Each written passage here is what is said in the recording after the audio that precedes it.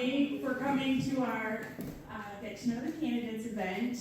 This is a nonpartisan event. Scott County citizens have talked about wanting to get to know the candidates and where they stand on the issues, not just who they are.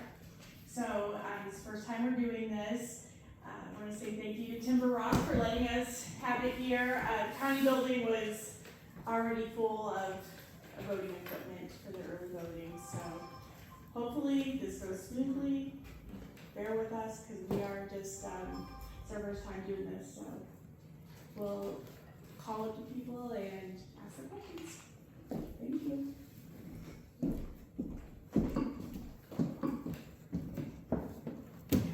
And I'm going to have to read some, so I will be sitting down for some of this.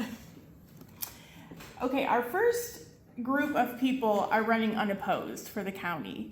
And what I'll do is I will read what the position is, who the person is that's running, and everybody was invited to this, and we will say what their RSVP was. So, first person is the county court clerk, and that is Donnie Phillips. His RSVP, he did not give a response. Then we had John Beatty for the county attorney. He could not attend tonight because he had a school board event that he could not be here for that. The superintendent of the roads is Kelvin King. There was no response. By the way, if I say there was no response but you're here, maybe just say I'm here. Okay. For trustee, that is Renee Irwin, and she said yes. Is she here? Mm-hmm. Yes, I'm here. Okay. You can come up.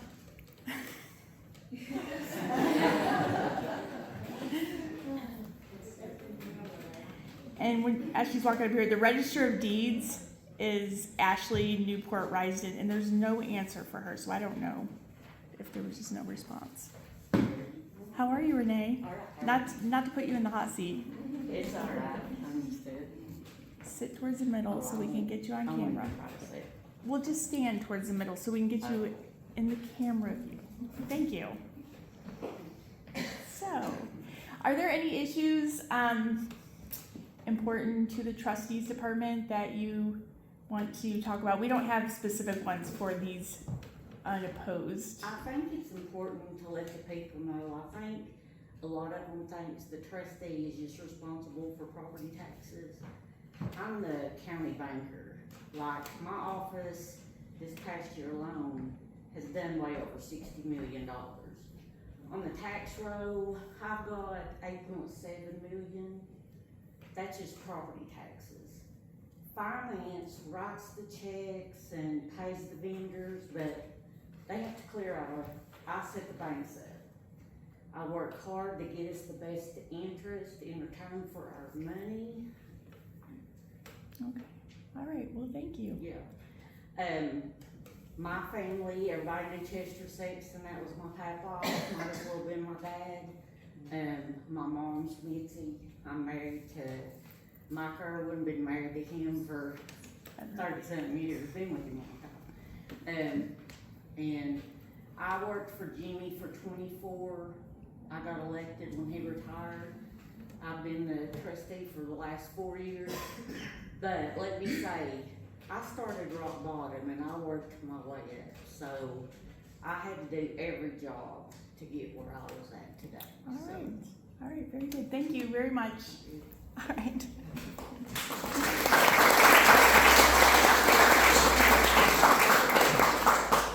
Okay, the next county seat is the county clerk, and we have 3 people running for that. We have Amanda Chambers Sexton. She was a maybe. Is she here? No. Okay, and then we have Felicia Hamby Bilbrey, and I did see her here, so you can come on up. And then Christina K. Cross. She was a maybe. Is she here? No. Okay. Do you want to get the microphone? That's a good idea.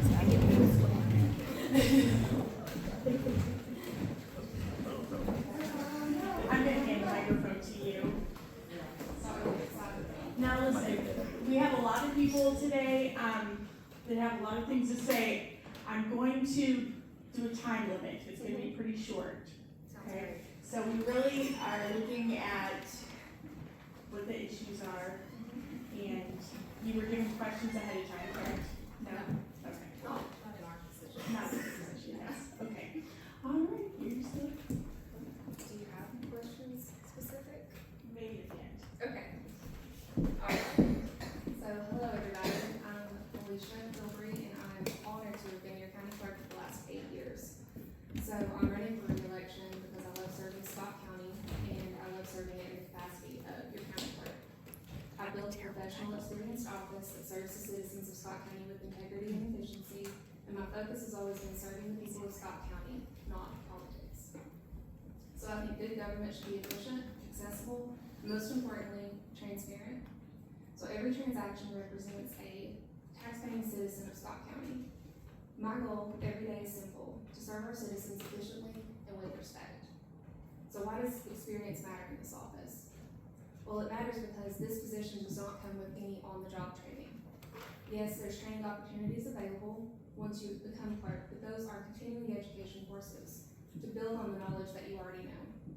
No one comes into the office to sit with you to teach you how to operate the day-to-day functions of this office. So you can ask any clerks across the state, none of them got on-the-job training. Success as a county clerk comes from years of hands-on experience, continuing education, and staying informed on the constantly changing laws and regulations. So I am the only candidate that is qualified in that regard. So why should the voters, you all, why should you choose me? I believe that my record speaks for itself. I have 15 years of proven experience in that office. I have 8 as your county clerk now. Under my leadership, the county clerk's office has had 0 audit findings, accounting for more than $3.7 million in taxpayer dollars annually. So I've expanded services and accessibility to the office. I'm active in statewide leadership programs. I'm currently the 2nd vice president of the Tennessee County Clerks Association. I'm committed to treating every citizen with professionalism and respect, and I believe Scott County deserves experienced leadership. And you'll have to bear with me, I've got to get a bit more. I'm not a public speaker, guys, so one of the greatest responsibilities in this position is protecting taxpayer dollars. And during the 2025-2026 fiscal year, our office took in more than $3.7 million. So we also handled more than 26,000 motor vehicle transactions and over 3,600 driver's license transactions during that time.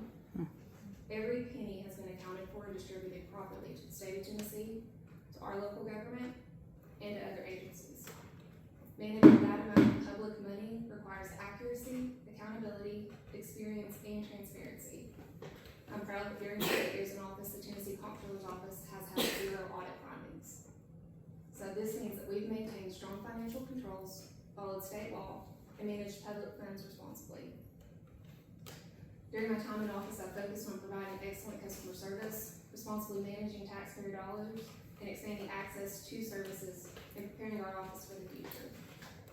And speaking of the future, my office is going to be one of the first in the state to pilot a new advanced motor vehicle software, which will help with the speed and accuracy of each transaction that we do. Leadership means preparing for tomorrow's challenges, not just today's. So, as I said previously, serving as your county clerk has been one of my greatest honors, and I will continue bringing experience, knowledge, and steady leadership to serve Scott County. I'd be honored to have your vote and support this election day. Thank you.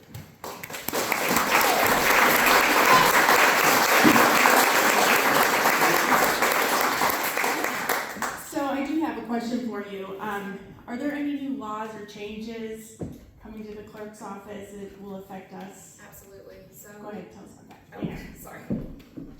So there's several new laws and stuff that are coming into effect this coming year. One of which, the biggest ones, is going to be changes in the insurance verification law. So right now, you're required to have insurance in the state of Tennessee. Starting next July, we're gonna have to start having insurance provided to us at the first registration. So that's gonna be a completely new change in the office. And then the fees have increased for every time that you drop insurance in the state of Tennessee. And that is coming down straight from our state legislative body.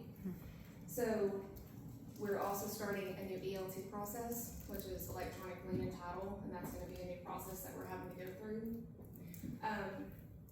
And then, of course, this new software system that's coming through, it's been talked about now for years, but it's finally coming to fruition, and we are gonna be able to start piloting that in the office, and I think that it's gonna be great. Thank you. Thank you.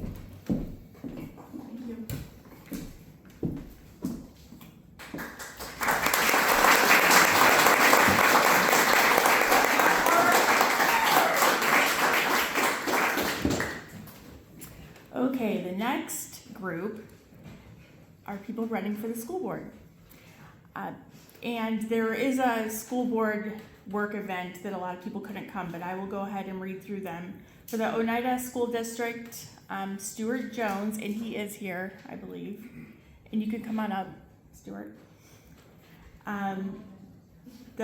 He is here, right? Mm-hmm. Okay. The Oneida City School District, Kevin Bird, he said he couldn't attend. I lied. Come on up, Kevin. Oneida School District, Benji Jacobs. Is he here? No? Okay. And then Oneida School District, Mark Matthews. So come on up. And then for the county, the District 1, Rhonda Marlowe Davis could not attend. Also for District 1 School Board, Tommy Silcox could not attend. For District 4, Kimberly Kidd could not attend. For District 5, Roger Douglas could not attend. Oh, is he here? Right. I'm just going by what's on the computer. Thank you. District 5, Angela Anderson King could not attend. District 7, Teresa Murphy. I'm sorry that I said that wrong. Tressa Murphy. She could not attend. And then we have Matt Stillmer for District 7, and he's also here. So thank you. Thank you for coming. All right. Now, I believe that there are questions for you guys, but I have to look them up on my phone because I did not write them down. Hang on.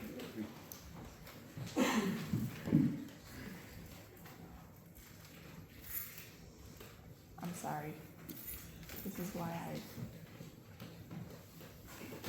Okay, Board of Education. So what we'll do is I'll tell you the topic, and then everybody's gonna have 1 to 2 minutes to answer. If I hold up my hand, that means you gotta wrap it up.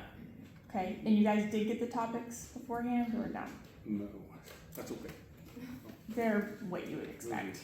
Yeah. So, okay, first issue we're going to discuss is public school funding and budget choices. So, we will start with you. You can go first in just 1 to 2 minutes on your general thoughts on the public school funding and budget choices. You know, as a previous board member on the Oneida Special School District Board of Education, we do collect taxes if you live within the bounds of the school district, 8 square mile area. We do collect taxes. You'll see those if you're a voter in that district. You'll see that under tax roll every year. But as far as budget choices, I mean, we've got the state Board of Education has lots of so much money, of course, and that money's kind of being pulled aside from in different areas, I guess. We've got, I think, our district's done a pretty good job overall of managing that. Several years back, the district was having maybe some budget shortfalls, some deficits, and in the last few years, we've seen that kind of come about to where we're in a good state financially, whereas we weren't before. So that has a lot to do with the leadership in place. And if I'm elected as a board member, we'll continue to see that come about. But as far as budgeting, I think our finance people do a good job. They stay on top of that, and I'll give them a shout out for that because that's not an easy job. You have to decide where money goes, where money is spent. You have to be good stewards of the money and the tax dollars that's being collected and given to you to be a good steward over. So anyway, I think Oneida is in good shape. A lot of rural districts are struggling right now. A lot of city school districts are struggling right now with We've seen Knox County have to cut a lot of positions, a lot of teaching positions, and in fact, we've not seen a lot of teacher cuts in the Oneida School District anyway. But I'll pass this on to Kevin, let him go on down the. Absolutely. Yeah. Sure. Well, I think on the state level, we can always do better. I don't know, Tennessee, I don't think performs nor is funded on the state level like I would prefer it to be funded. On a local level, in Oneida, I'm currently a board member, and we do have a sound budget, and we are able to pay our bills, and we have a strong system. Budgetarily speaking, I think the strong schools is a product of a strong staff. So we always got to look to our budget to, keep a strong staff and, keep moving forward. But, I think our state, on a state level, they've done some things that hurt small school systems, and we are certainly one of those. We have certainly suffered from that. However, we are much more fortunate than a lot of other school systems. So, for that, we're blessed. Thank you. Roger? I don't really need the microphone, I talk so loud anyway, but, I wrote down some things to answer these questions that you have, and right here it is. Public school funding in the budget. Our budget should reflect our priorities, and our priorities should be students and classrooms.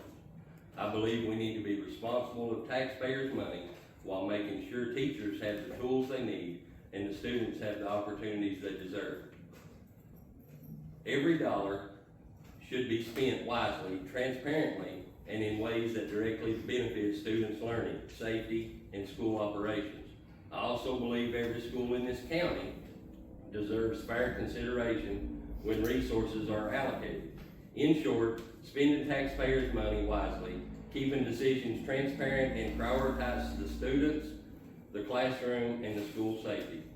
Because it is all about your students, your staff, and that's what it boils down to. Thank you. Thank you. All right, it's a twofold issue. One, it starts at the state level, and I mean by state, Tennessee is near the bottom in state funding for pupils, and that's unacceptable. We need to reach out, there needs to be change in Nashville, and I've reached out to legislators over the past several years, such as Rick Scarborough, Kelly Keesley, Ken Yeager, and those that are in power saying, hey, we got to do something for teachers. It falls on deaf ear year after year, but it starts in Nashville. Secondly, at home, I don't know how many of you know this, but Scott County's budget, the school district's reserve fund has dwindled over the last 4 to 8 years from about $8.5 million to $3.5 million. If I couldn't balance a budget and I kept passing unbalanced budgets, I would have showed up for a convention that starts tomorrow, tonight as well. Pretty simple. None of us want cuts, but it's going to be a necessary evil if we don't step up, stand out, and figure things out. We need to make better, wiser budgeting decisions. We need to consider grants. We need to work with the finance director, Ms. Ginger at the county. Many people do not know this, but in 1981, the state of Tennessee passed a financial act that places Scott County under a single financial body called the Finance Department. It's the chief financial officer for all departments in our county, including schools. So first and foremost, we need to have the support and use the knowledge of local government, starting with the finance director, to be the key for improving schools' district financial health. For the first time in at least 8 years, the county reserve tops that of the school budget reserve.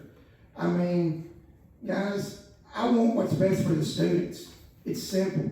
But if better decisions are not made now in Scott County, we're going to be in the same shape as schools like Campbell County that are considering closing schools. Morgan County just closed a school. So if we don't stand up and step out and figure out how to balance a budget and continue to eat into this reserve, we're going to be robbing Peter to pay Paul for the last time, because Peter's going to run out of money.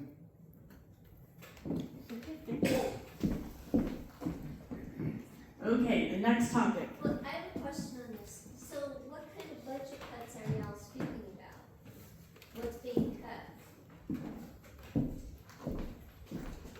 so quick.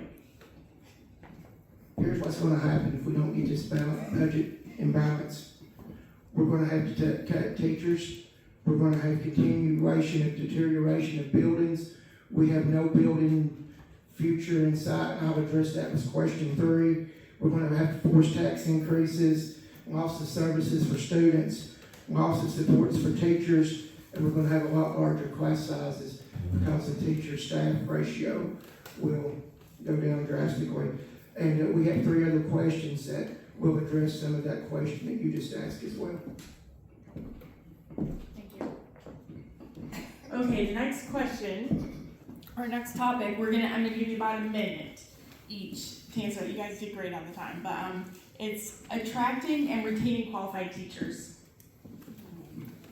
You know, I don't think, if I'm talking about Oneida specifically, I don't think we have any problem at all with attracting quality teachers. I think Oneida, they look at Oneida as a destination school. I think they look at Oneida as a place that they want to go to work every day because they feel supported. They feel like they have the tools and the resources in place. And we have teachers coming from nearby districts to come to Oneida. They want to be there, and for those reasons we've mentioned. So I think sometimes, and my wife's a teacher, so I know this, but I think sometimes teaching is just not an easy job. No matter how much support you do have, it's just not an easy job.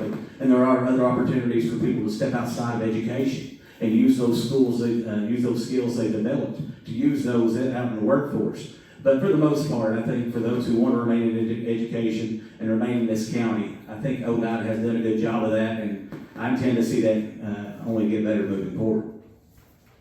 Great. Well, I couldn't agree more with what he said. I think anytime you can have funding increase, so to give teachers money, that's always going to attract people. So we always are constantly fighting to come up with ways to give raises and increases. The state's working on it, but I'll be honest again. I think it falls short of what I think our teachers deserve. So I think that's a great way, though, is to incentivize it financially. Another way to do it is to have a great atmosphere, a great school atmosphere, that kind of thing. That transcends your community out into other parts of the community, other parts of the state. People hear about you and they want to come to your, and so you always want to do a good job, with environment and the image that you project, and and teachers, they network well and they talk to each other, and so they know what's going on in these school systems. So we are constantly, trying to attract those good teachers and fill those tough positions. And it's not easy. It's not easy. But having a couple of those topics on your side helps. Well, great schools begin with great teachers. If you want to attract and keep a quality educator, you need to make sure that they feel supported, respected, and appreciated. Competitive pay matters, but so does providing resources, reduce unnecessary burdens when possible, maintain safe schools, and create an environment where teachers know that their voices are heard. When teachers succeed, students will succeed.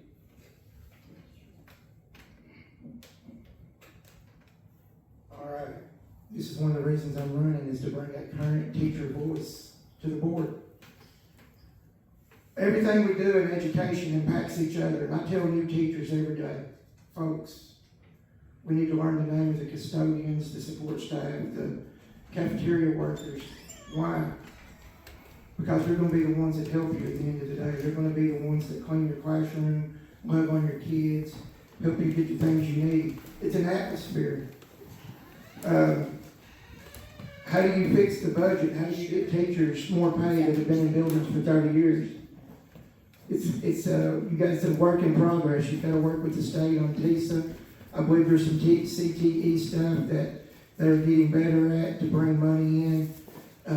You got to keep students enrolled. You've got to give opportunities outside the box. You've got to be thinking of ways to keep kids enrolled. For every kid that goes homeschool, virtual, pen foster, or whatnot, you're losing over $7,300 per kid. And if you keep 15 to 25 kids at home, that could allow for a 2 to 3% raise and you're talking about how do we do that in questions 3, 4, and then 5 later, we'll maybe possibly address how we can do that. But when I got into teaching, I knew it wasn't going to be to get rich. Real quick, I'm going to share a story, and I know we've only got a limited amount of time, but I had an opportunity to leave McCurry Middle to go to Oak Ridge and make about $92,000 a year, which is about $25,000 more than I did. And I looked at my students, and I broke down and started crying in the classroom, and that one girl raised her hand and said, "Coach, are you okay?" And I knew it's not always about money. Money's great, it helps the world go round, but a lot of times it's about that relationship you form with those kids, and those kids at McCurry Middle needed me a lot more than I needed that money at Oak Ridge Middle School or Jefferson Middle School in Oak Ridge. So, yeah, atmosphere goes a long way. Thank you. Okay, next topic, and this is gonna be pretty vague, but it's school facilities. So your thoughts on the school facilities?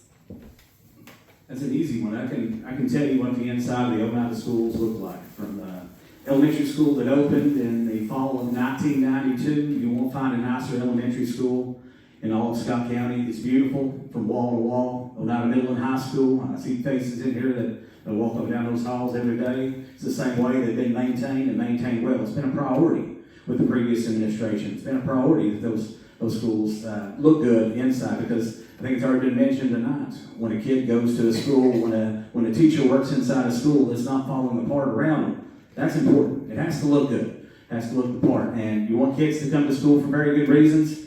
You know, have a good facility for them to learn in every single day. Absolutely.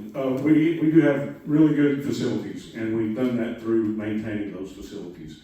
Great staff. Great maintenance staff inside and outside. You can drive by, the grounds are kept well, and the buildings are maintained well, and I think we budget well to do that. And we're expanding currently, and that's always a challenge, but we're doing a good job there. We're doing it hopefully in a fiscally responsible way, and but I would encourage anyone to come to any of our facilities and take a look at them. They're really, for their age, they're in great shape.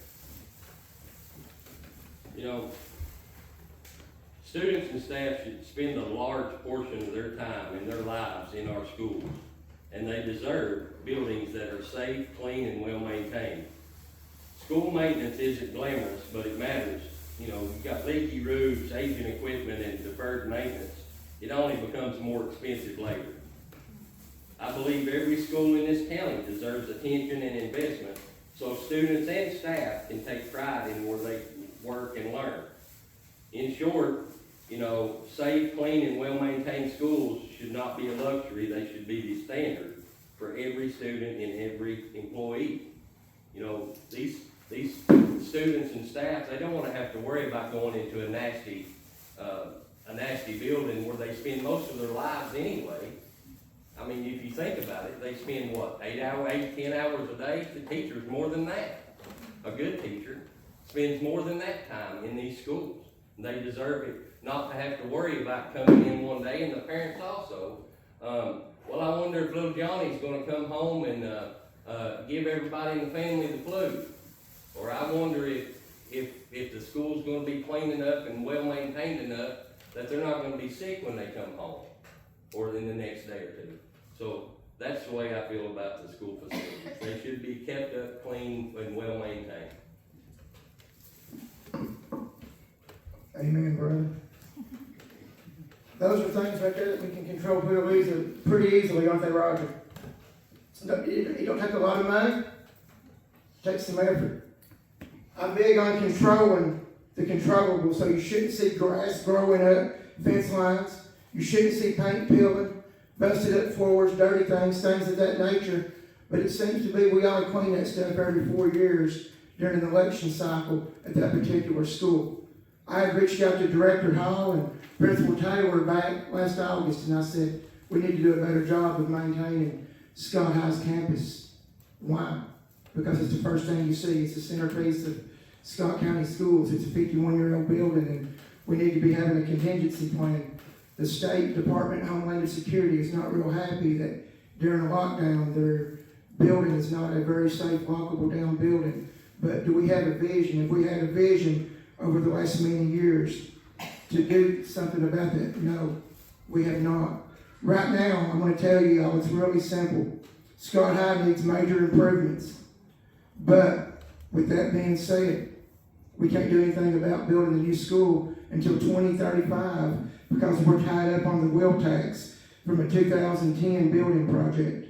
We need to prioritize as a board capital projects, working with the finance director to figure out ways to build improvements over the next 4 years. And it starts with working with the local government and figuring out ways around the 2035 repaid wheel tax, because Scott High is in need of major improvements today, not tomorrow. They actually needed improvements yesterday. So let's look at working with the commissioners and the people that can make it happen, instead of standing up, or instead of sitting back and not addressing real issues. Let's stand up and stand out.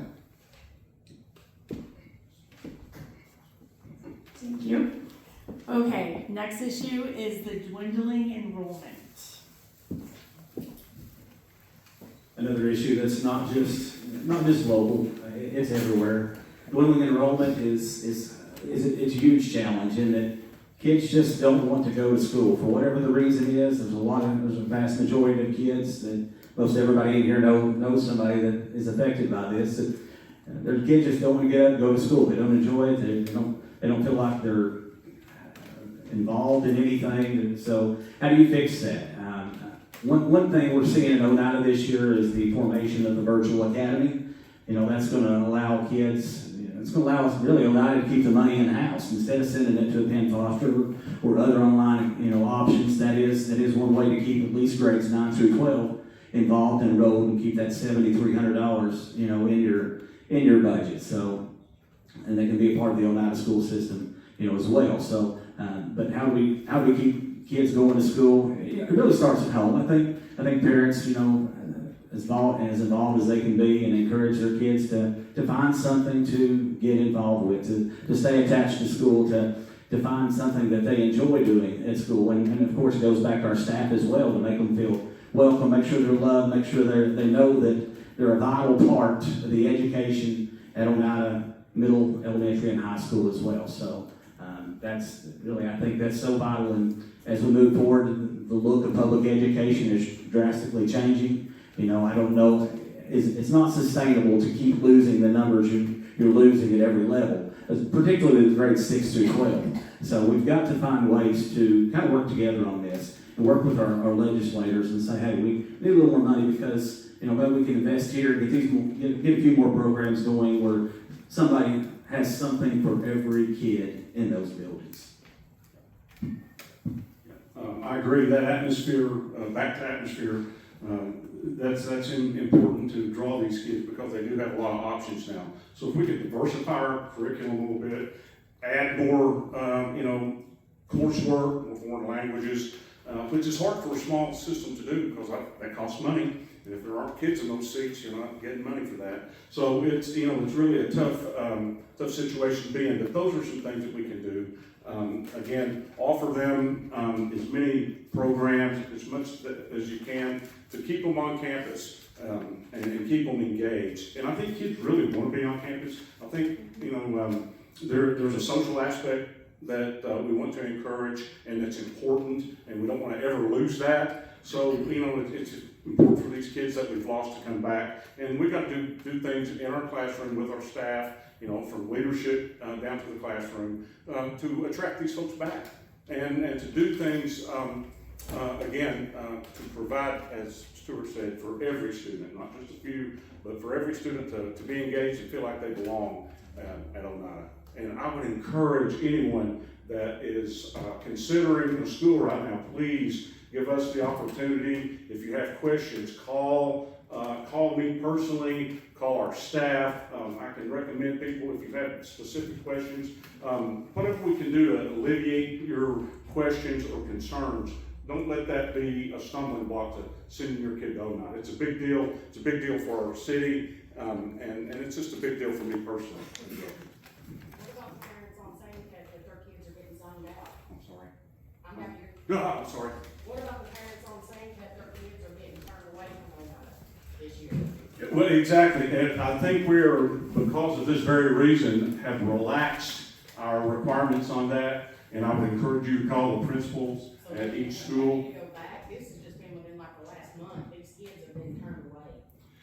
If you would, again, call the principals and check with them again, and if there's any questions that, that you're having, always reach out to school board members, and we'll help you try to get those answers. So I don't wanna tell you that what you're saying is wrong at all. I feel like that has happened, but I'm thinking that at this point, we've decided that, we want to relax that as much as we can and get many more county participation. Okay. Yeah, but feel free to keep me posted on that. I'll do that. Yeah, thanks. Have there been talks in ONITA about extending voter rights to parents whose children attend ONITA that are outside the district? As school board members, we want our children represented. And also, we talked about student engagement and getting families involved. How is do you see a benefit in involving parents more and kind of relaxing those restrictions from COVID that we see continuing? I think it's a great point and a great question. Things like happening tonight on the school level, I think would be really helpful. And I always want to, as a board member, encourage people to come to the board members and communicate, through to the board directly, if at all possible. But I think having these types of meetings, Yes. the representation from county parents of students that come to our school is a tough situation for everybody. But I think as a school board member, we certainly want you to know that you're welcomed and we appreciate what you do. I think we have as many, if not more, county students that come to our school. So it's vital that we hear you and listen to you and appreciate what you do for us. So again, I'm speaking on behalf of the entire board. Please reach out to each and every one of us with questions, and I'll try to encourage more of this kind of openness and participation for you guys. Can I speak on that a minute? That's Okay, and then make it quick, because any questions have to Sorry. be No, it's a very valid question, and it's not just coming from you, Mike, it's coming from a lot of people. Parents would love voting rights. Our staff would love voting rights as well. They're in those walls every day. They know the decisions that are made at a higher level, even all the way down to the halls in Nashville.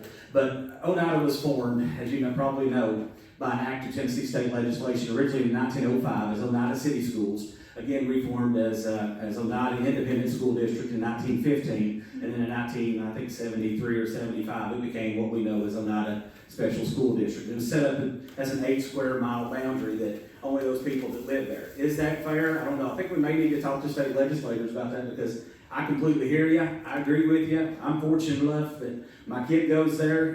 He's going to be a sophomore. I've got a wife. She does get voting rights only because she lives so close to the school.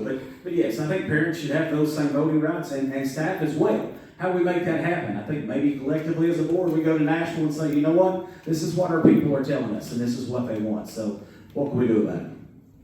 Thank you. Dwindling enrollment is a big problem. Just like that lady there said, there was, you got county families wanting to send their kids to Oneida because they're not pleased with the way that they're being treated and the way and everything with the county, within the county. So declining enrollment is a challenge to all school systems that are facing, and it does affect our funding and long-term planning. I believe the best way to address this is to make our schools a place where families want to be. That means strong academics, safe schools, quality teachers, good facilities, and the opportunity for every student to succeed. Not just a few, but every single student should succeed. And we should be giving them the opportunity to do that. Okay, we also need to listen to the parents and understand what families' needs are and expect from our schools.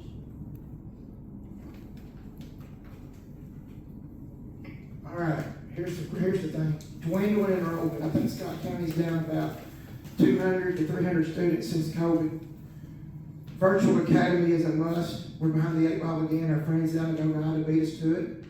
So we need somebody on the board that's going to be proactive instead of reactive. We need to anticipate and see things coming down the lane.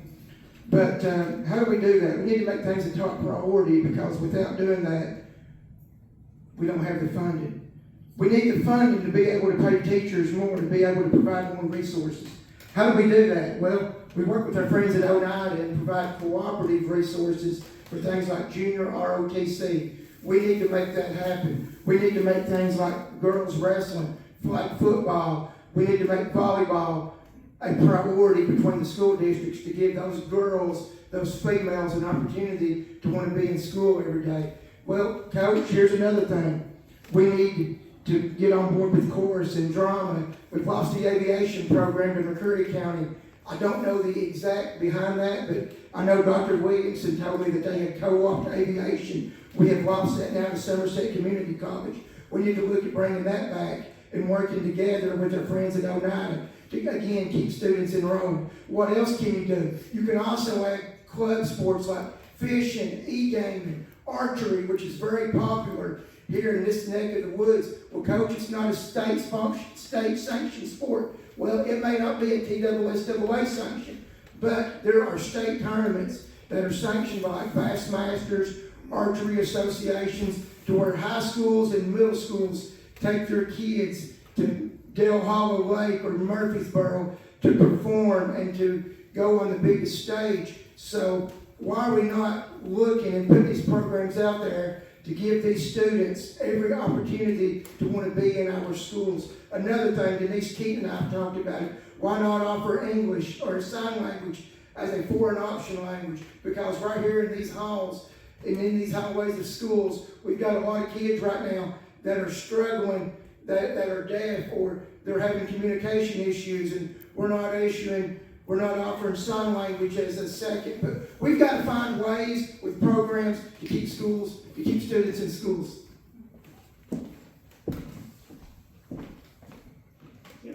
Okay, our last, I'm gonna give you guys each about 30 seconds, and I'm not very good at timekeeping, obviously. About 30 seconds, just any issue that we didn't talk about today that you think is important. So, 30 seconds. Finish up reminding everybody your names as you go through it. Yes, sorry. So I'm Stuart Jones, and I think the issue we probably hadn't touched on is Oneida's at a crucial crossroads right now. It starts in this election. The 3 people elected to this board will ultimately determine the direction of Oneida schools for the foreseeable future. The city board, starting in September, I believe I'm right, will be responsible for naming the next board, director of schools for Oneida, correct? Start that process. Start that process, correct. So those 5 board members, and it's important. I want to work with the other 4. I don't care who they are. You know, it's for the betterment of every single kid in that school. It's not cliche, it's truth. It's fact. It's for the betterment of every staff member, every teacher that's at the heart and soul of that school. They need good leadership. And while I'm at it, there are a few things a board member can do and can't do. Let's just clear those roles up real quick. But one thing they can do, they have 1 employee. Collectively, when they meet in session, they have 1 employee, and that is the director of school. So that is the most important, I guess, position in the school. It has to be, right? When 5 people come together to agree on it, hopefully, and work together as a 6-person panel for the betterment of the district. And I'm ready, willing, and I'm ready to get started. Thank you. Well, I've been in education for 30 years, and I continue in education currently. I'm a retired principal, high school, middle school, elementary school, central office. My undergraduate degrees in special education, so I have a heart for special education students and the people that serve those special needs people. And I agree with everything that Stu said. And I just think that it is a critical time for us because we are looking for leadership. We're going to continue some leadership that's yet to be determined, and these are pivotal roles, and they're very, very critical. And for those of you that are voting in our district, we really encourage you to take a look at everybody and weigh this, very specifically, because I can't, and I don't think Stuart can underestimate the importance of these roles and the leadership that we have to impart to that one individual that we ultimately determine to be our director. So anything that I can do to answer questions for you, please reach out to me through my email. I'll provide that and my phone number and any or through the website, the school website. I have a web address that you can send email to as well. But I'd like to thank you guys for having this once again, and I think it's very productive. And I congratulate everybody that's running here this evening. Well, first off, I want to thank you all for allowing me to be here and speak. I know I've wrote a lot of stuff down and I'm reading stuff that I've written, but it's because I want to clarify and I want to get to the point, okay? The thing is parents and guardians are essential partners in education. Students do their best work when families, teachers, administrators, and the community work together. I want parents to feel heard and comfortable bringing concerns and ideas forward because strong communication builds stronger schools. Okay, that's it in a nutshell. My biggest concern is school safety. I'm actually an SRO officer for the past 4 years in Campbell County. I'm an SRO officer at La Follette Elementary School, where I'm in charge of taking care of multiple staff, 40 or 50 staff members, as well as over 600 students. So I know what goes on day to day within that environment. And I'm in charge of keeping that school safe, okay, and taking care of all those kids and all those staff members. So in closing, at the end of the day, this isn't about politics. It isn't. It's about our students, our teachers, our staff, and our families. I want to help ensure every child has an opportunity to succeed. Every teacher feels supported and not have to worry about if they come up to somebody and say, hey, this is going on or that's going on. They don't have to feel like they're going to have repercussions from that. They should feel safe in knowing that they can come to somebody and say, hey, this is what's going on, this is what we need, this is what we'd like to have, and not have to worry about any repercussions in there. Okay? At the end of the day, it's all about our children and our staff. Okay? And that's all it's about. In every school is a place where community can be proud of. I'll listen, I'll work hard, and I'll always keep students at the very center of every decision. Every student, every day. That's the way it is over there. The teachers, the staff, the principals,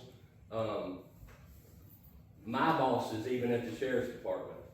It's every student, every day.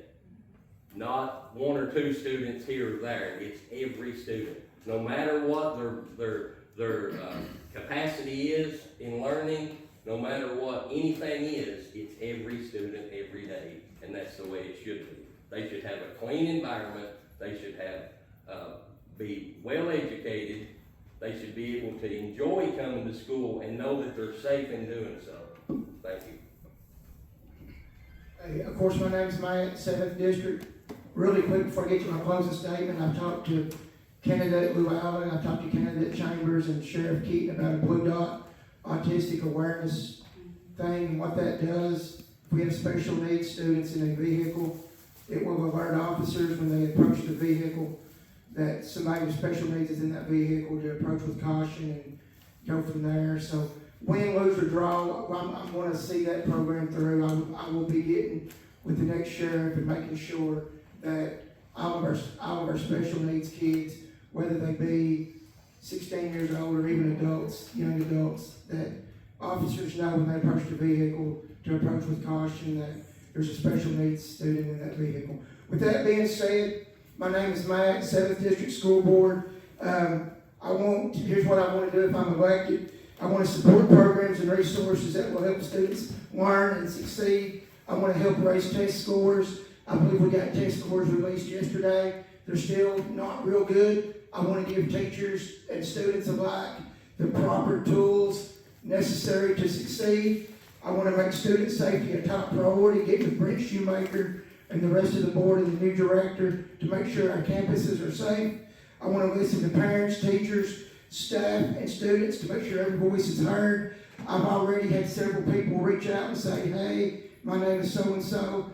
I'm always available. Like Brother Kevin, he's there 24 hours a day. I'm here if you have a need. I want to work aside other schools and leaders to strengthen learning opportunities and student expectations. And again, I would appreciate and would be honored to get your vote for the 7th District School Board. Together we can create a stronger future for our children, our schools, and our community. So, Matt Stiltner, 7th District School Board.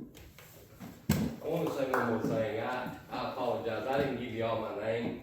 My name's Roger Douglas, and I'm running for 5th District School Board.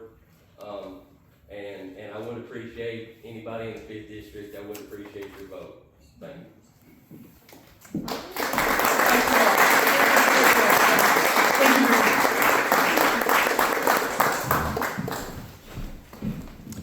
Okay, I'm gonna be better at the timekeeping thing. Not yet. I'm gonna try. Okay, we're gonna move on to the county commissioners. I'm gonna say who's running, if there was no response to the invitation, or if they're here. If I get it wrong, just let me know. I'm sure you will. Okay, District 1, we have David R. Jeffers, no response. Alan L. Phillips, no response. Elaine Lau, yes, she's here. Okay, then we have also in District 1. Start again. Start so you keep an order. I'm sorry, what? You start down here at 1. Number one. Yeah, District 1. Because you are District 1. We also have Blue Day, no response to the invitation. District 2, Adam King, no response. Also, Taylor Buttram Stevens, no response. District 2, Joyce Potter Keaton, I believe she's here. Yes? Come on up, Joyce. For District 3, we have Mike Keaton, he is here. We have Ronald Keaton, no response. Daniel Murley, no response. And then also for District 3, we have Daisy Williams. And we have a bunch of questions for you guys, so you might as well sit down. District 4, we have Kenny Chadwell, he was not available. Shonda Gray, no response. Kelly Posey Chitwood, no, she's with her new school role. She has stuff to do with the school board. Zach Strunk, no response. Oh yeah, that's Kelly and Zach were for District 5. Also for District 5, Ralph Trishman. We have, sorry. Let me just step louder. Okay, District 6, Jason Perry, no, is he here? All right, good. Also District 6, we have Colby Burke, no response. Tori Slavin, no response. For District 7, Jared Burke, no response. Chris Bird, no response. Anthony Carson, no response. Tom Payne, no response. So, I think this time I am going to switch it up a little bit. I'm not going to have you answer every question first. So before sorry, we start, student. can I say something as a teacher, real quick? No? Okay. I'll let you. All right, so I just want to say, as a Scott County, do I need the microphone? Yes. Okay. As a Scott County school teacher, I went to the county schools, I was loved on, I did wonderful, I did great. We would love to have your children in our county schools. Some people try to say that we don't prepare students. That's not true. My own son made a 30 on the ACT and his friend made a 33. So we would love to have your children. That's it. Thank you. Okay, we have 4 topics. When I give you the microphone, whoever you are, say your name and what district you're running in. and then answer the question. If you say it over and over again, we'll remember then. Okay, I'm learning as we go. The first issue is going to be for the county for the growth and land use.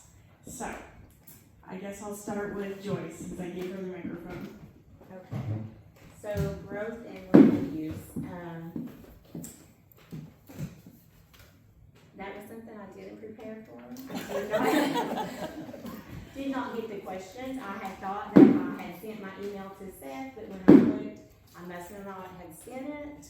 You can pass. So, landfills, can I know? Well- She said no. No, I didn't say no. I mean, you can talk about it. Really. Okay, so as Because a that is about the teacher- land use, yes. Okay, land use. Okay, landfills. Landfills is on my list.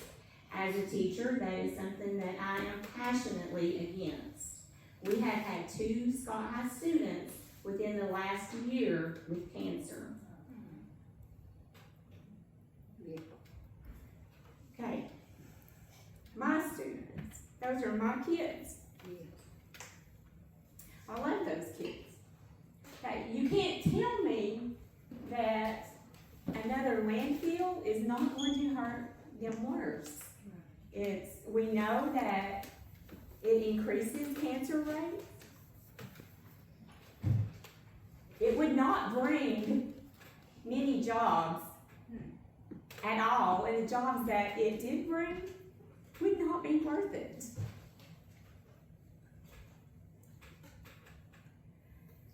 Okay, just let me calm down a second, I'm sorry. I am passionately against the landfills. There is nothing good that could come of it. We have no cancer treatment centers in our county. Our families are already hurting from the opioid epidemic. They are struggling to make ends meet. Grandparents are raising grandchildren and great-grandchildren. They don't have the funds to try to go an hour and a half to get these treatments.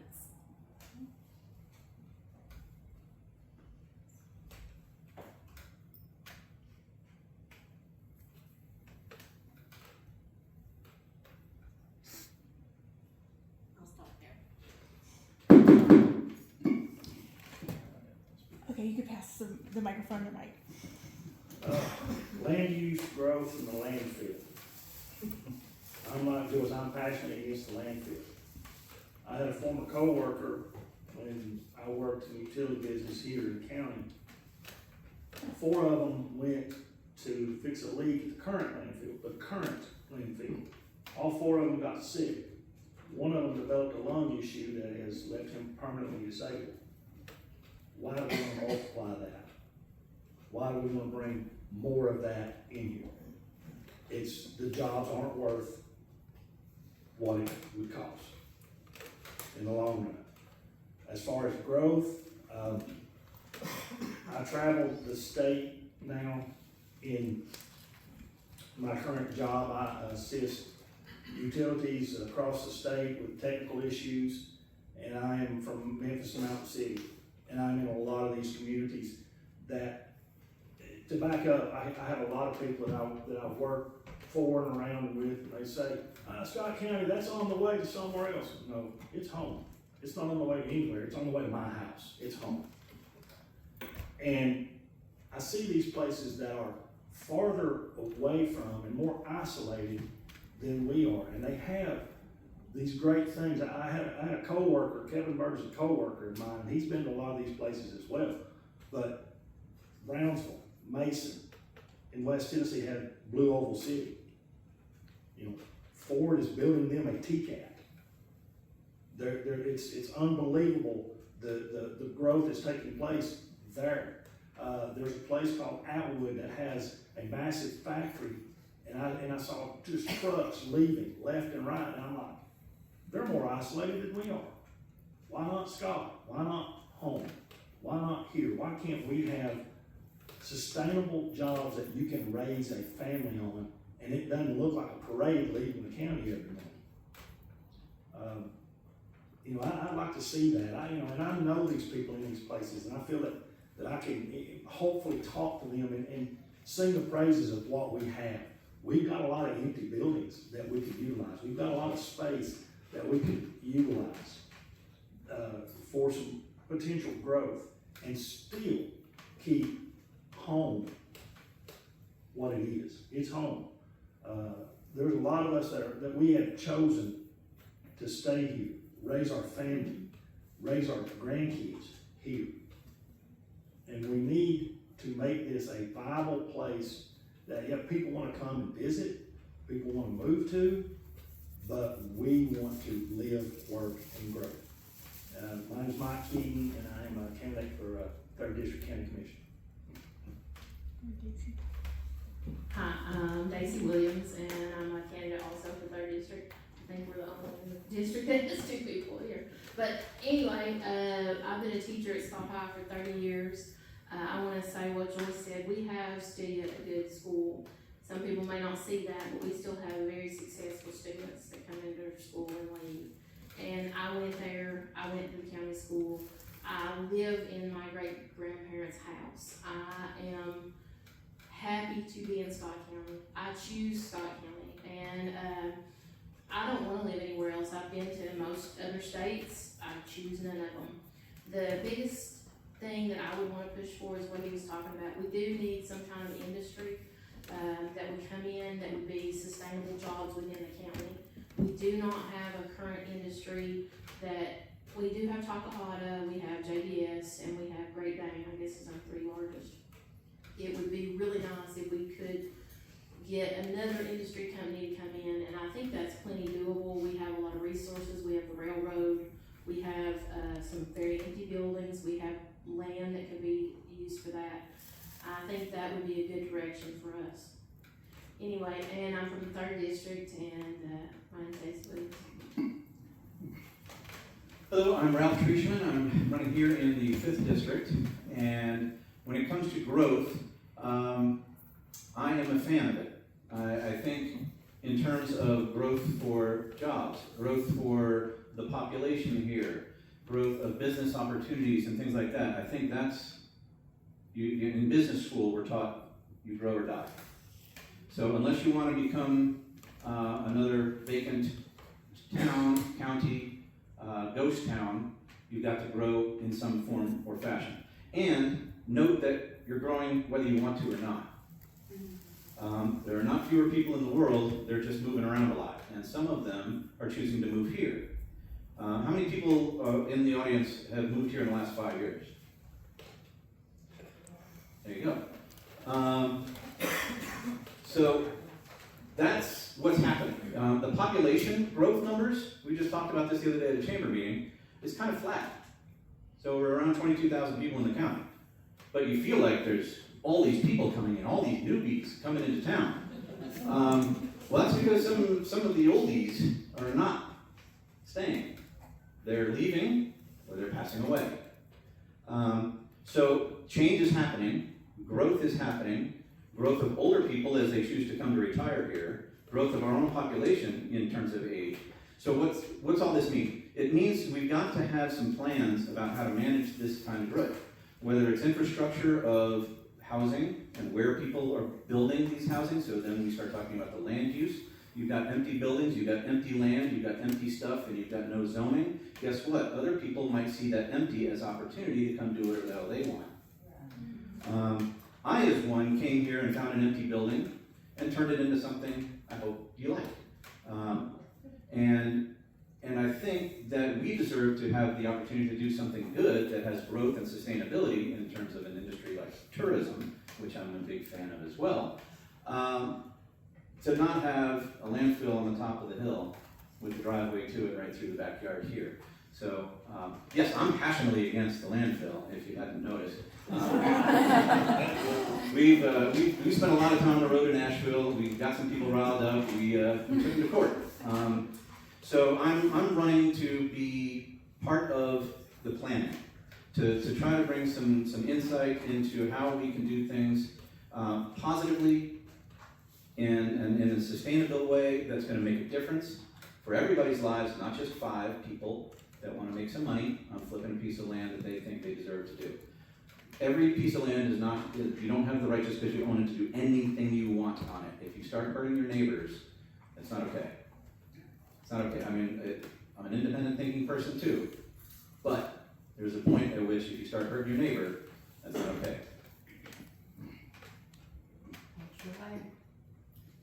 I'll say it again, thank you, mother-in-law. So it's Ralph Walker Trishman.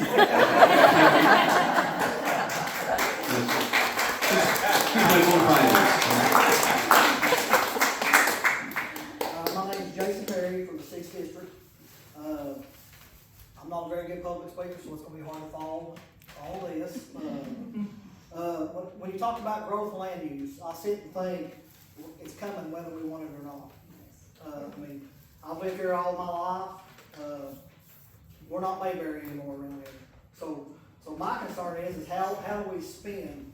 How do we I gotta look at my notes here. How do we manage the money with the growth that's coming?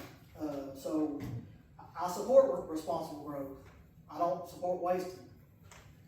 Like I said, I'm not a very good public speaker, so I'm not a politician. So I'm one of you all. I'm a hard worker, and I'm here for this county. I do not support the dump. I think that's the worst thing ever. A couple things is development. I think development should pay for itself. We shouldn't have to invest in something if it's not going to pay for itself in the long run. But like I said, I'm here for responsible growth. I'm here to be a voice for the 6th District, and my name is Jason Perry. If you all have any questions for me, just reach out. I didn't forget you. My name is Elaine Lau. I'm running for County Commissioner of the 1st District. I too am against the dump. I've done a lot of research on it, and it's not like they're opening or talking about opening a dump for Scott County. We would literally be a dumping ground for the country. They would be garbage rotting everywhere. And touching on the cancer situation, I spent 12 years as an employee of the Scott County Hospital. And the majority of the nurses that I worked with, I was administrative assistant, I was in quality, they passed away from cancer. I have a 10-year-old great niece, if anyone's ever heard of Joey Manis. She developed, at the age of 2 years old, a mandarin-sized tumor at the base of her skull. It was treated, she went many years in remission, and she now is terminal. She just turned 10 in January. She doesn't live in the county, she lives in Jamestown, but she was born and raised in the county.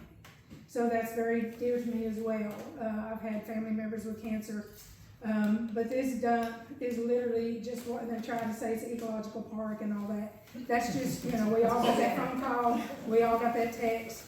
You can take the ugliest cow in the world and paint it to try to look pretty and still a cow. So I feel like that's what they're doing. Another thing that I do not support is the rails for trails, and that might step on a lot of toes.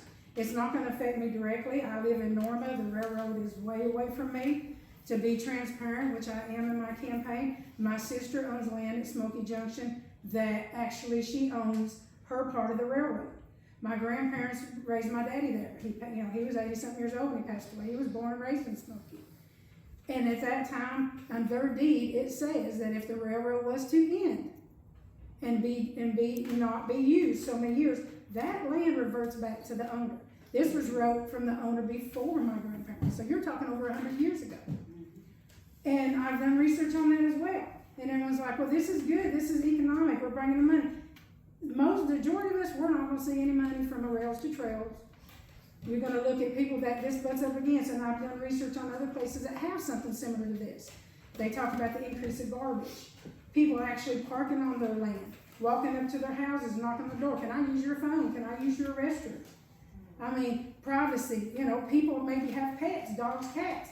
People want to get out and walk with their dogs. What if they attack that? Their pets and livestock can be in trouble. So it might sound good. They're saying, oh, well, it's not going to be any cars, any four-wheelers.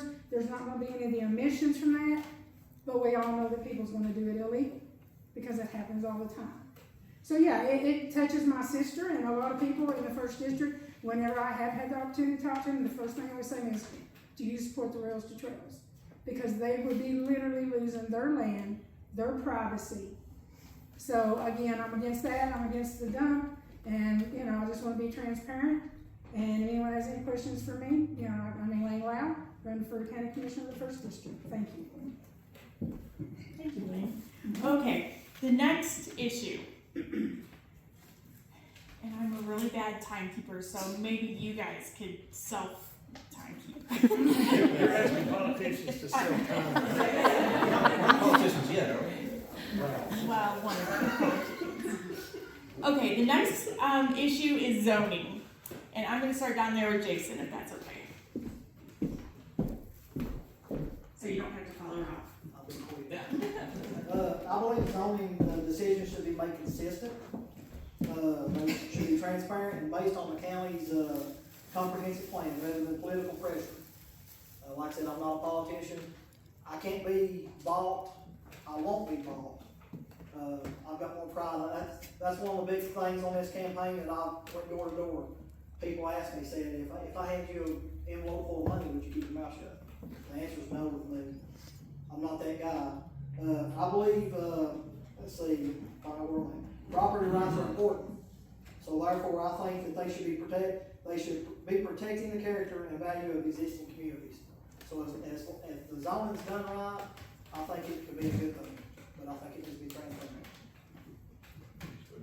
Yep. So again, growth is going to happen, changes are going to happen. There has to be a plan.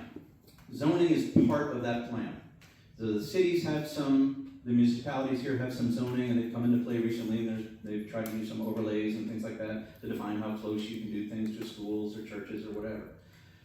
There is no zoning at the county level.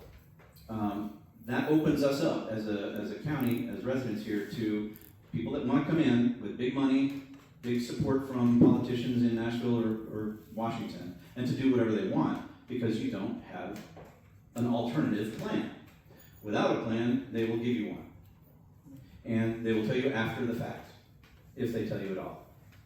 So, I don't have the answers on how to take a county that is so strongly independent and so proud of their property rights and the right to do with your land whatever you want. There is a pathway that has to lead to some sort of thoughtful 5-10-year plan that includes designations of industrial areas, business areas, residential areas, and mixed-use areas. This is not the hardest thing in the world, but it will be changed, and it will not be easy, but I'm an advocate, and I think it's necessary in order for us to move forward with any kind of goals to be met. Otherwise, again, things will be done to us instead of by us. Hi, I'm Daisy Williams again, 3rd District. I guess I would be on the maybe lesser side of that. I've lived here my entire life. I've been out talking to people in my entire district. I'm against the dump, but I don't think zoning would necessarily prevent that. Most of the people here have lived here their whole lives. They've lived here for generations. And I'm happy that new people are coming, and that's great, but we don't want a lot of, I can say we, because I talk to them, they don't want a lot of restrictions, again, on can I build a porch? Well, there's zoning laws. I know there's places that it's like that. We don't want that. We also don't want a lot of restrictions on, I know it opens it up. Can you still have your junk car in the yard? Yes, maybe we could stop you. Well, people here really still want to be able to do what they want to do. And I know that sounds maybe crazy to some people, but the county of Scott County actually seceded from the actual South in the the Civil War. And that was because we really are independent people. We like our own stuff, and we like our own place of identity, and we like to be able to do what we want. And that ruffles a lot of people sometimes, and I'm not saying there can't be any zoning, but I would not support a lot of zoning laws.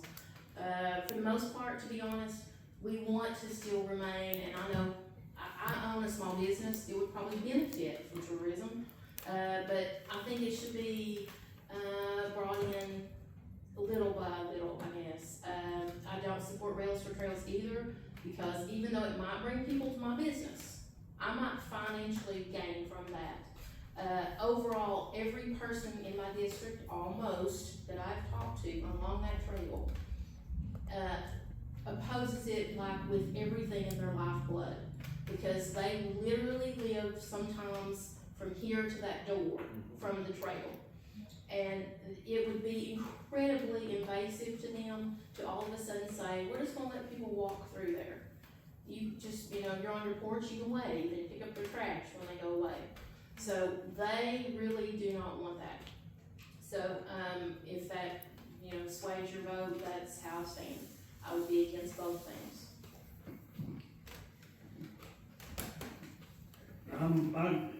With Ralph and Daisy, I agree with, you've gotta be very careful how you zone, because, it's like me and my neighbor had this conversation. And the exact words he said was, if I wanna take the property across, that I don't wanna cross the road from you and put a data center, that's my land, I do what I want to with it. He said, you might burn me out. But, and I told him, you can put the biggest data center there is, and I said, the infrastructure's not here to support it. You can zone however you want to, the infrastructure is not there to support a data center. It doesn't matter. They've got it, we don't have the water or the electricity to support them, even the wastewater. You know, they say they use gray water. Gray water's gotta go somewhere eventually.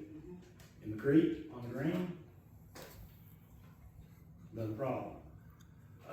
So to zone an entire county,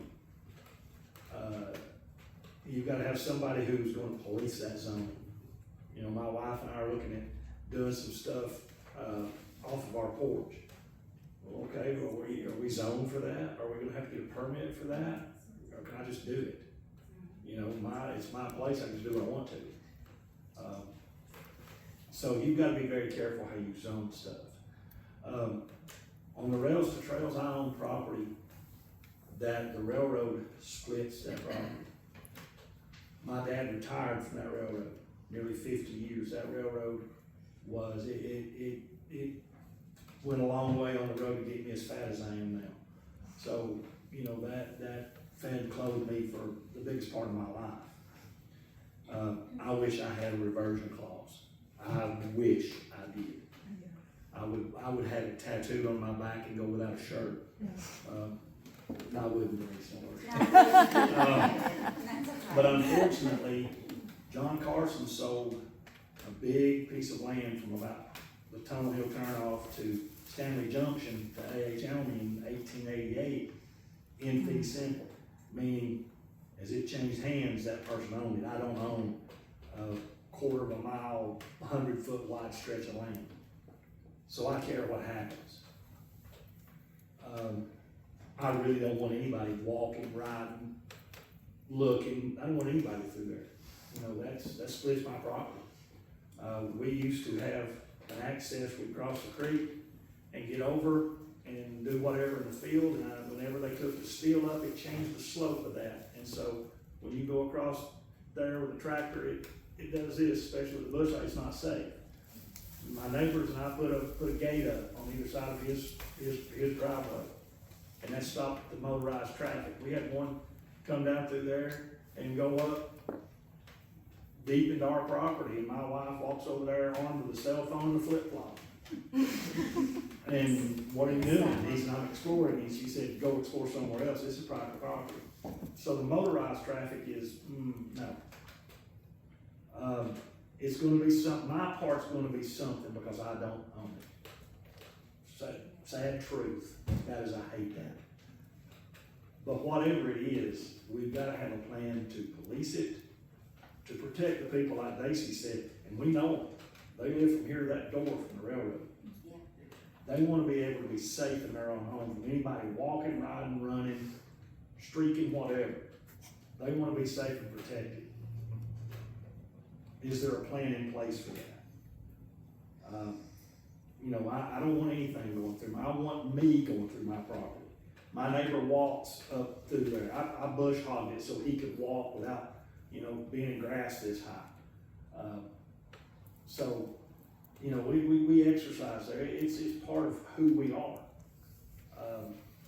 There's gotta be a plan in place to protect that, to police that. We have a sheriff candidate here tonight, you know, he may address that. how are they going to look at that? That's, I'll hush now. Guys, you have to jump up and down or something.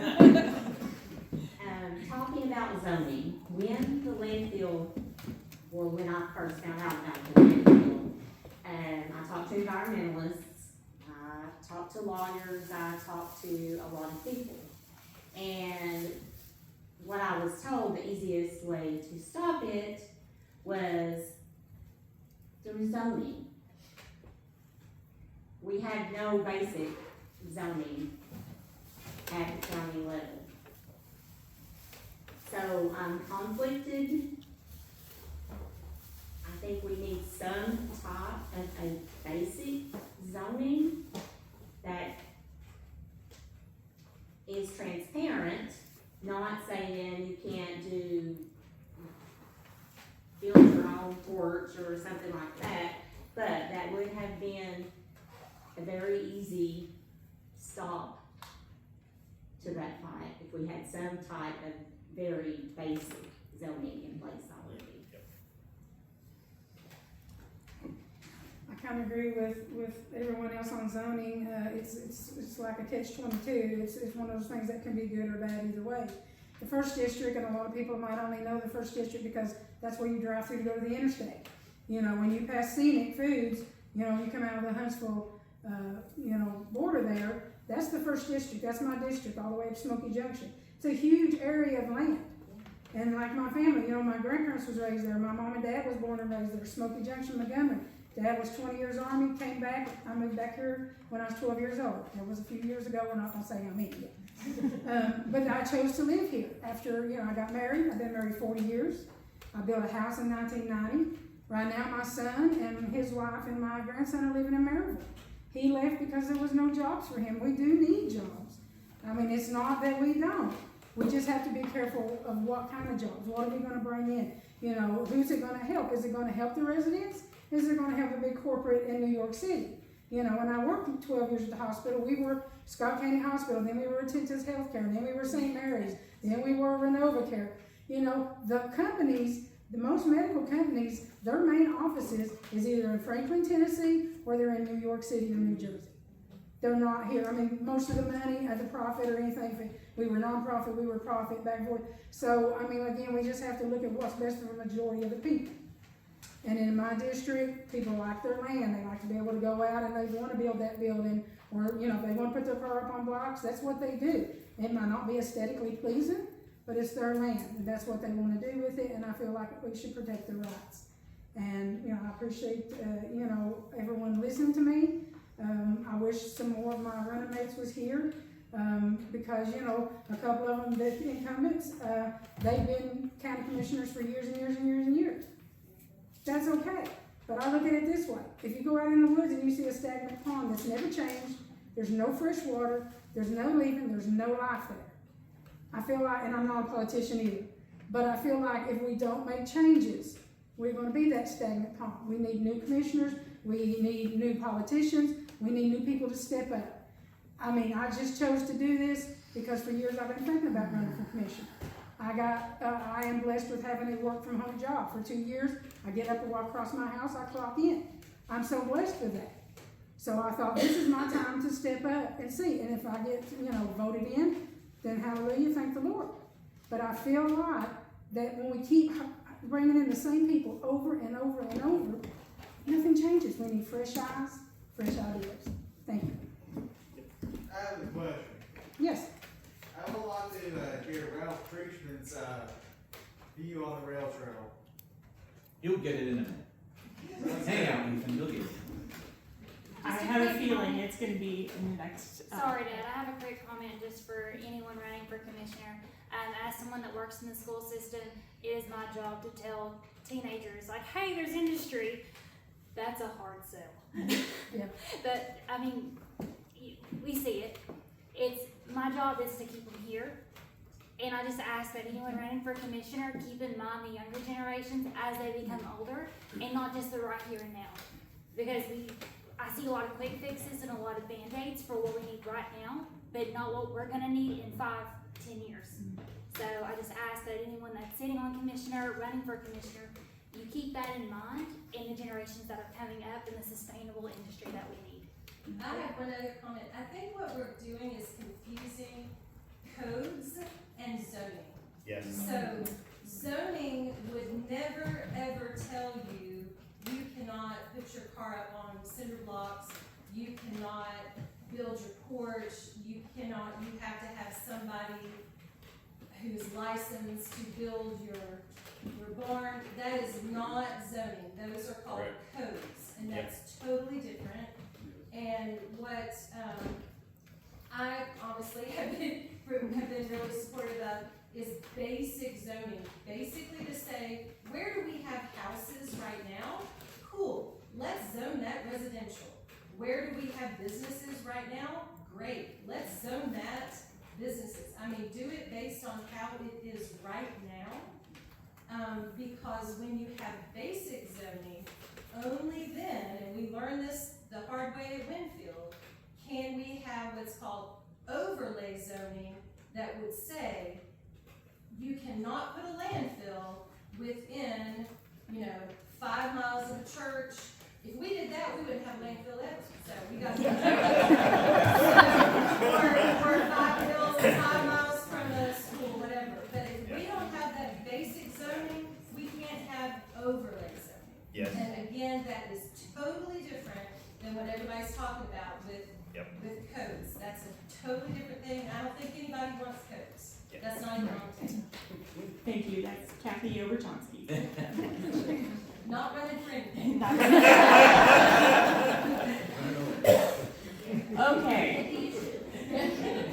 We're gonna go down, we're gonna start with Elaine this time. We're gonna go down the row, and if you could just give me your thoughts, not too many of those thoughts, but a condensed version of your thoughts on tourism versus factories.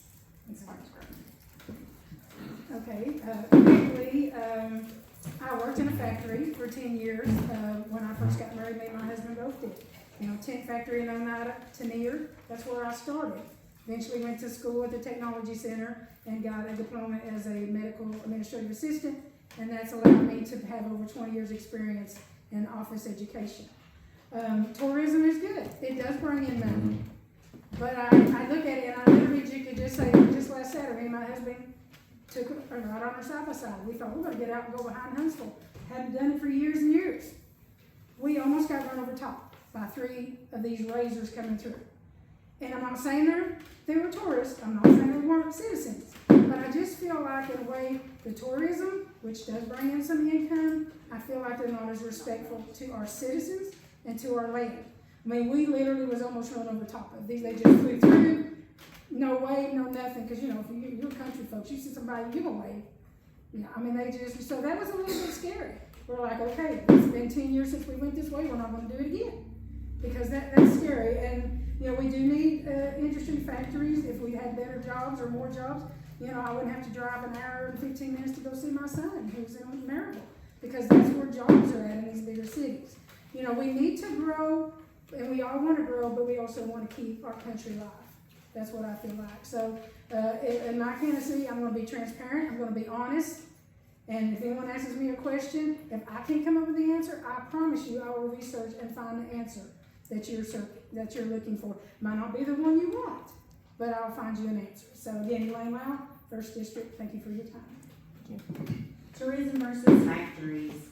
I worked in a factory for 10 years, 5 at American Bag, then at Harco. My son, also for industry growth, my oldest son drives an hour and a half to work at Knoxville at KUB. He makes a lot more money than I do teaching 20 years, but he drives 3 hours a day. We do need industry growth. That being said, I also enjoy the Big South Fork. I love hiking. I love showing people, our family, when they come in to visit, taking them hiking and seeing things. Also, I'm trying to think, I'm sorry, I did not write that on my phone, that wasn't one of my little things. Tourism, I think there are some, we do have some important tourism here. I think we have a beautiful land, and I like for people to come in and see it. I do want them to be respectful. I don't like it when people are terrorizing our people either. I think we need some better laws addressing that. But I think tourism is also important. I don't think it's an issue of tourism versus factors. I think it's we can have both. Yeah. They can coexist. You know, we've got some beautiful places here, Big South Fork. You know, the side-by-side trails, you know, we had one during the 4th of July parade come from River Road and just hop right in the parade, you know, and didn't give a flip that they were in the parade or not. My gosh, we're going. So, you know, you're gonna have, you know, we've had property in Huntsville, we've had to barricade to keep them off of it. So it's a Clint Eastwood movie, it's gonna be the good, the bad, and the ugly of all of it. But, you know, I'm like Joyce, I worked at Hardcup, worked there for 5 years in the lumberyard and loved it. But, you know, unfortunately, we don't have that anymore. Those are the things, you know, why can't we have both? I try to highlight, you know, I have a good friend who has contributed to a silent auction that we use for a fundraiser that highlights this place, this county. Daisy has a beautiful venue on Paint Rock. I hope the thing's booked every weekend. You know, we had a friend that had an event there, and it's a beautiful place. You know, there's room for both. There's room for everybody at the table.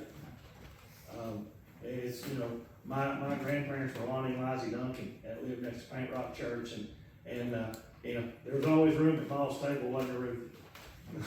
There's always room, everybody ate. So, there's room for both. We can have both in this place, and they can coexist and make this place what we want it to be, what our vision, our idea of home is. Hi there, I'm Daisy Williams again, 3rd District. I do think, like I said, there is plenty of room for some type of industry to come in.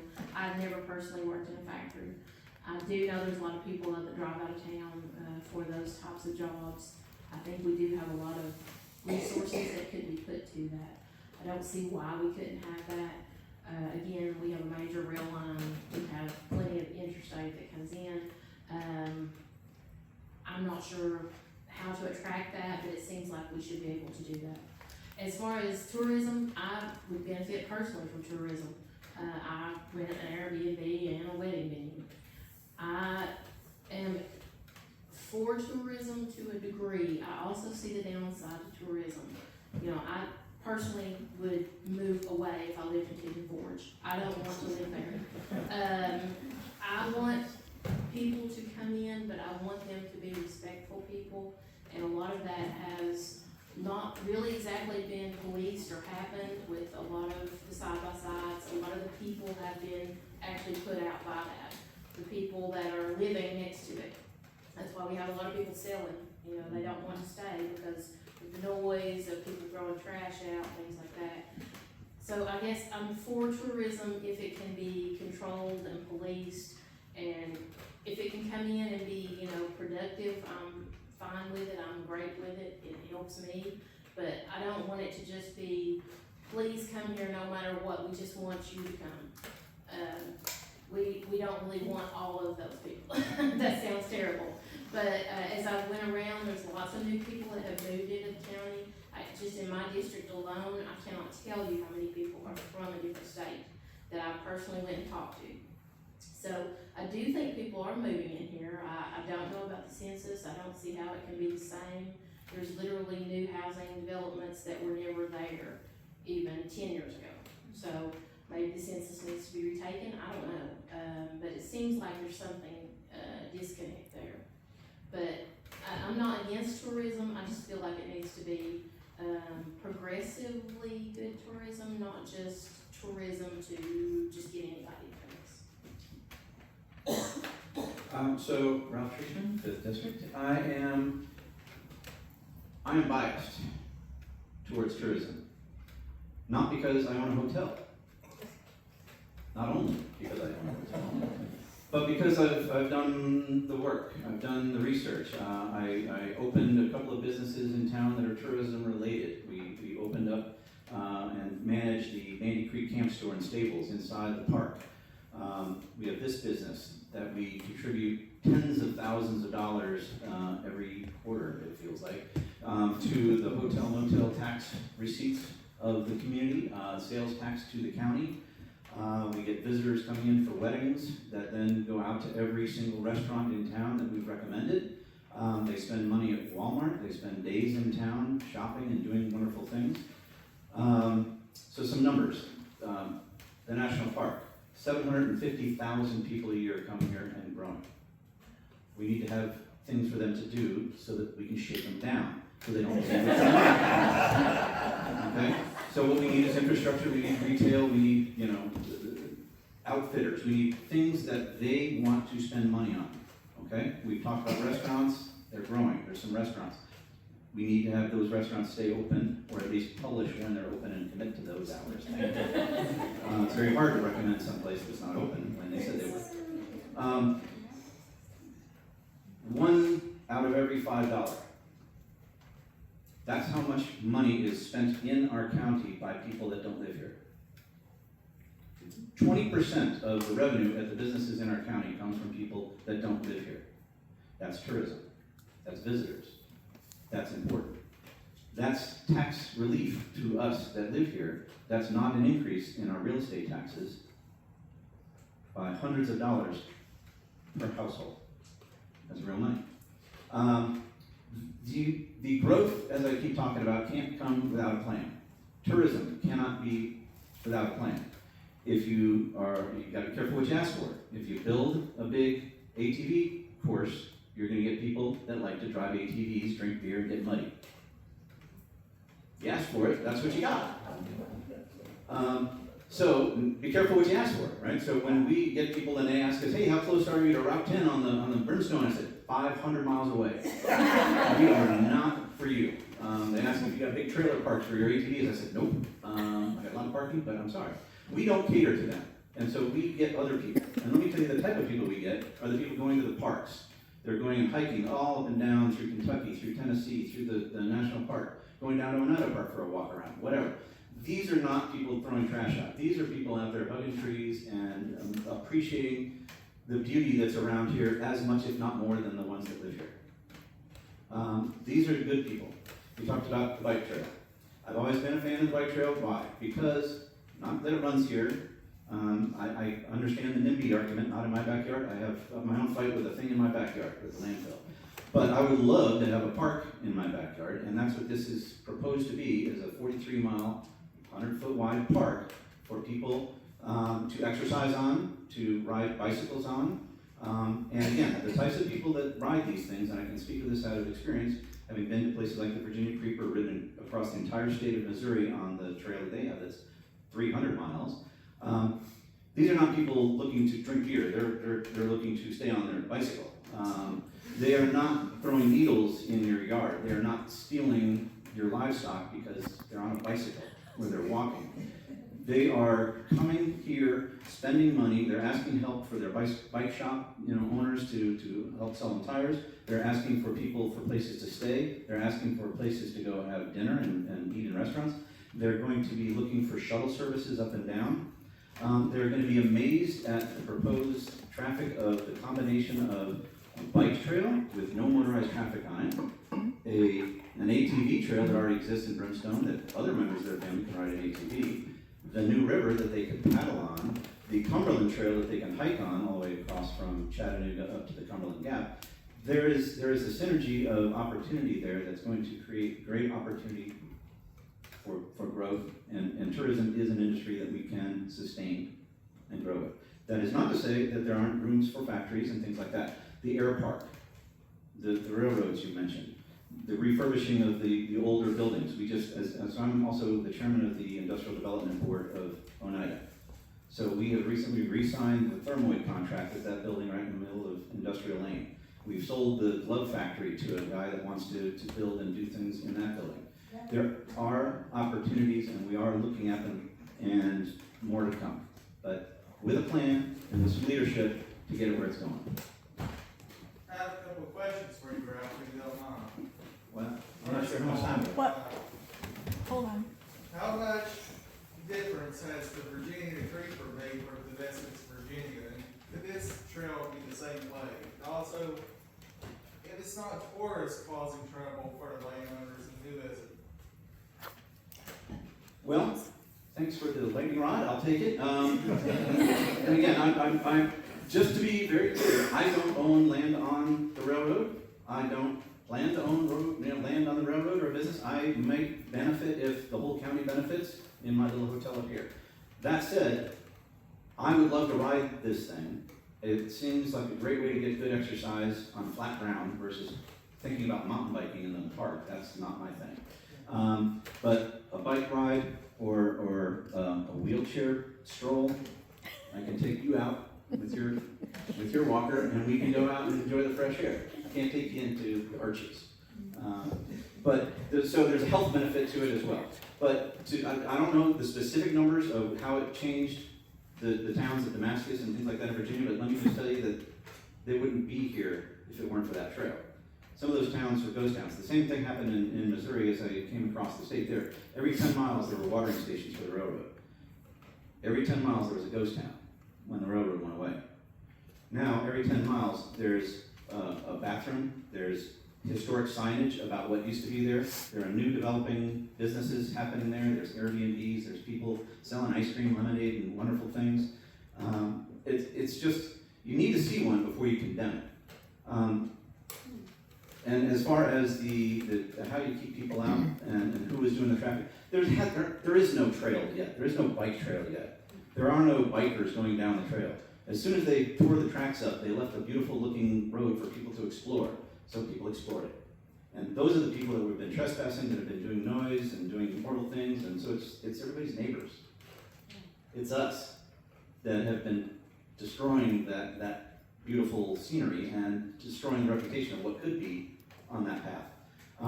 And talking a little bit about, the leadership and the need for it in our county commission is when our county commission chose to be against it before anybody even had a chance to explain what it was.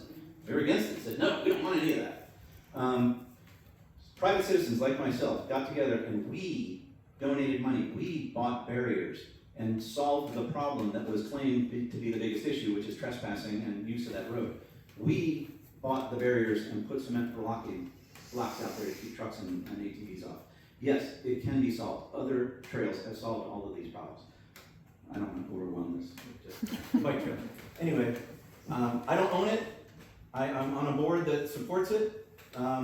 Funds are being raised to build it. Somebody else owns it.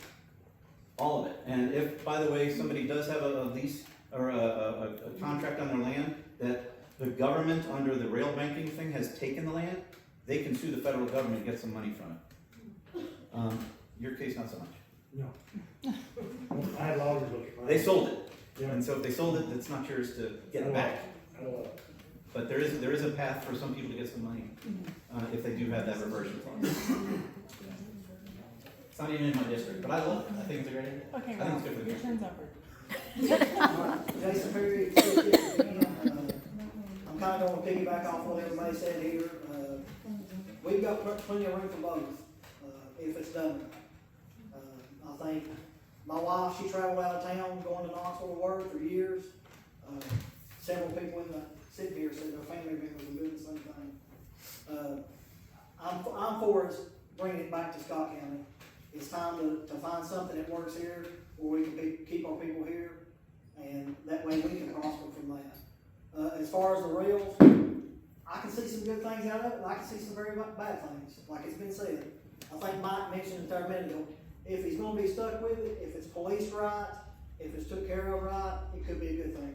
If it's not, it could be very bad. You can start watching. Yes. Okay,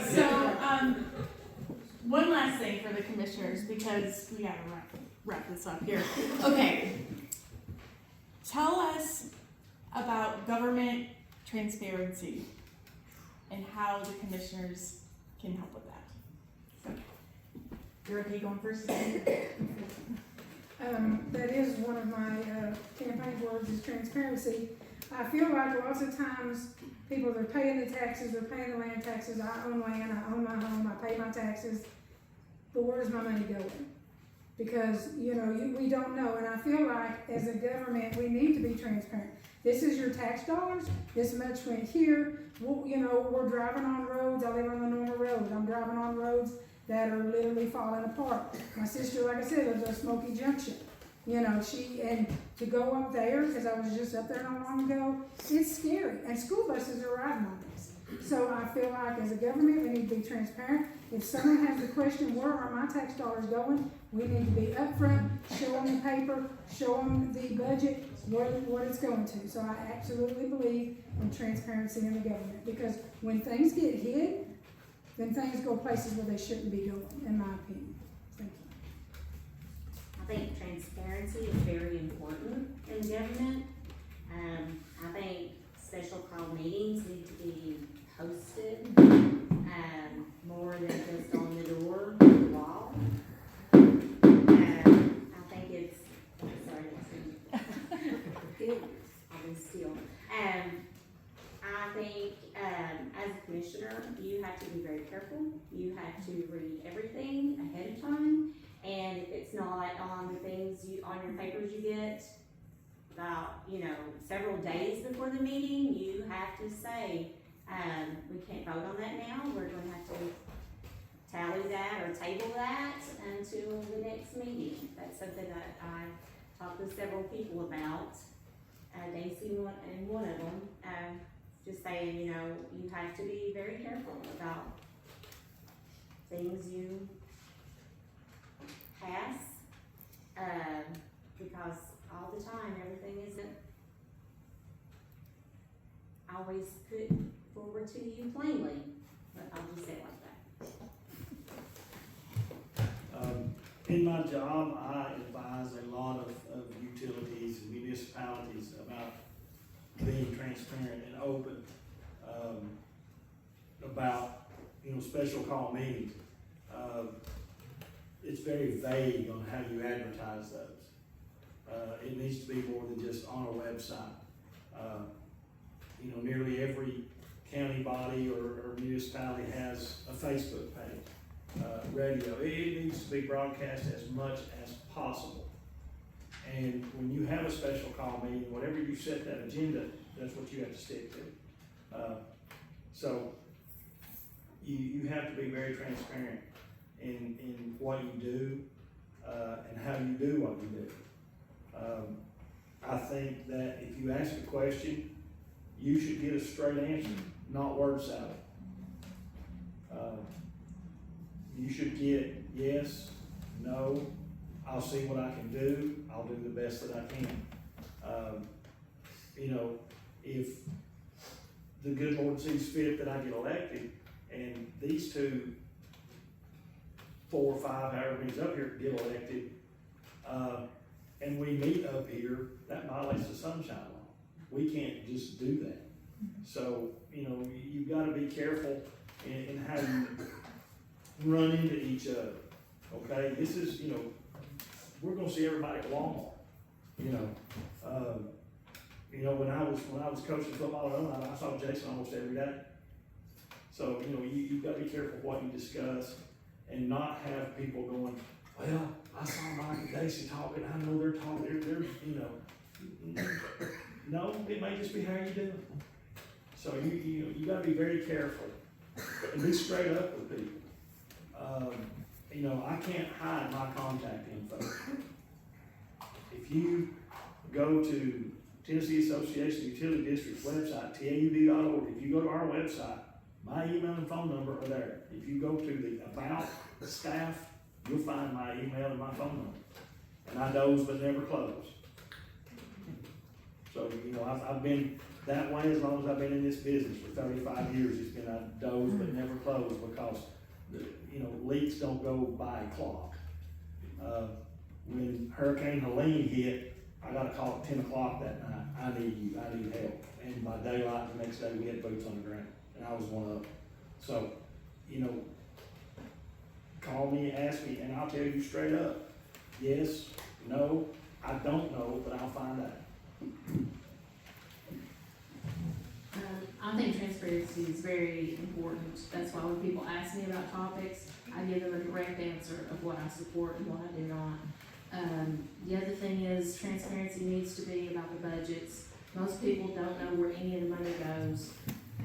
I've had several people, like when I'm out just talking to people in my district that don't even know, like, what does this wheel tax go to? They're not even sure, like, what is the money going, like the current dump.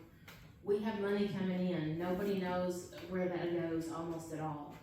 It goes to like 3 projects, I think. I would personally like to hope, if I can get on the county commission, to look into some of that more in depth, because I really feel like there has to be some other things that can be done. I'm not sure what all can be done, to be honest, because I'm not a county commissioner, but I feel like our county has some good things. Like I said, I love Scott County. I've been here my whole life. I intend to be here till the end. I'm for things that are going to be for the citizens here. And as far as our tax base, I don't know how it's not more. I mean, my taxes, every time I get them, are more. My property tax just on the barn alone has more than doubled. So I don't know how we don't have more money coming in and exactly where all that is going. Again, I guess I'll need to study the budget more, and I feel like we need to publish the budget. I don't think people know where the money goes. And so I think transparency is pretty important. Elected officials work for us. What they do, what they spend our money on, is our business. We deserve to know everything that's going on. I learned how hard it was during this landfill, just researching what had happened last year, last month, last week. Beyond frustrating to be asked by our mayor to fill out a request for formal information under the Freedom of Information Act. Come on. We're just asking what's happening, and we deserve to know. And if elected, I certainly I tend to speak my mind more than I should anyway, so I'll probably continue to do that. But working with a commission that asks questions would be phenomenal. Working with a commission and debating issues and coming to agreement would be fantastic. Unanimous votes based on backroom deals done before anybody got together. Jason Berry again, 6th District. Transparency. Whenever I was going around, when I went door to door in our district, I've had several people ask me, "Are you just like everybody else?" I said, "What do you mean by that? Are you just going to tell me what I want to hear?" I don't do that. I believe, like it's been said, I believe we need to get it figured out. We need to ask questions. I served on the Oneida School Board for 4 years. One kick I got against me is I asked questions, and I told everybody, if voted as commissioner, they took down my phone number. Last year, or the last time I run, I put my phone number on the back of the card. Forgot to do that this time. So I wrote my phone number on it, and I said, if you need me, give me a call, and I'll try to answer everything the best I can. So I believe in 100% transparency, and that's where I stand.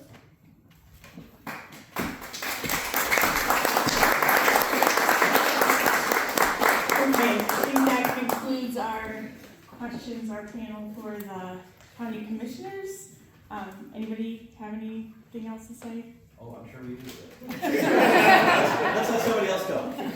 Can we stand up for a couple of minutes? My butt hurts. Sure. 5 minutes.